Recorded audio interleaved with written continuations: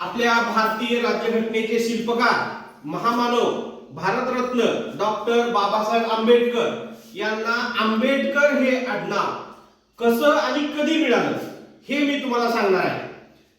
त्याच्या अगोदर मी तुम्हाला एक प्रश्न विचारतो, आपल्या भारताचे संविधान कोणी लिहिले?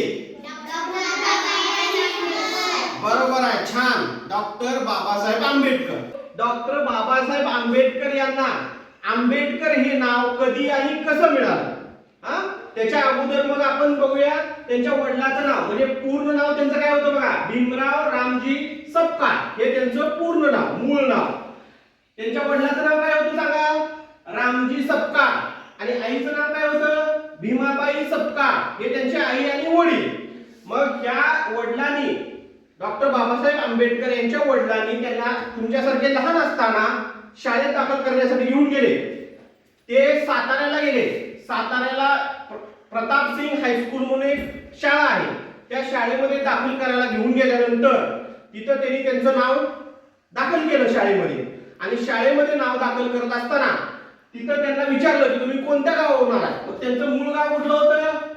आंबडवे, रत्नागिरी जिल्ह्यात, कोकणामध्ये रत्नागिरी जिल्ह्यात आंबडवे म्हणून त्यांचं मूळ गाव होतं। आणि त्या मूळ गावाच्या नावावरून त्यांना विचारण्यात आलं तुम्ही कुठून आलाय? तर आंबडवे। मग पूर्वीच्या काळी एक प्रथा होती, आता सुद्धा आपण म्हणताना की तो कुठून आलाय? लातूरहून, तर लातूरकर। तो कुठून आलाय? पुण्यावरून, तो पुणेकर, असं म्हणतो ना आपण। शेवटी नावाच्या त्या गावच्या नावाच्या शेवटी कर हा शब्द आपण लावतो, तसं पूर्वीच्या काळीपासूनच चालत आलेलं आहे ते। मग त्या आंबडवेकर असं त्यांनी त्यांचं आडनाव दाखल केलं, नाव दाखल करत असताना शाळेमध्ये। आणि त्यांचा जन्म म्हणजे डॉक्टर बाबासाहेब आंबेडकरांचा जन्म कुठे झाला होता? महू या ठिकाणी, महू या गावी त्यांचा जन्म झाला होता। परंतु त्यांचं मूळ गाव कुठलं होतं? आंबडवे। मग त्या आंबडवेकर या नावानं, त्या या आडनावानं ते शाळेत दाखल झाले। दाखल झाल्यानंतर त्यांचे गुरुजी होते, त्यांचे शिक्षक होते शिकवायला। तुम्हाला जसं तुमचे शिक्षक आहेत ना शिकवायला, तसे त्यांचे शिक्षक होते शिकवायला। त्या शिक्षकांचं नाव काय आहे? कृष्णाजी केशव आंबेडकर। बघा आता संबंध आला त्या आंबेडकर या नावाचा, त्यांच्या शिक्षकांचं, त्यांच्या गुरुजींचं नाव होतं कृष्णाजी केशव आंबेडकर।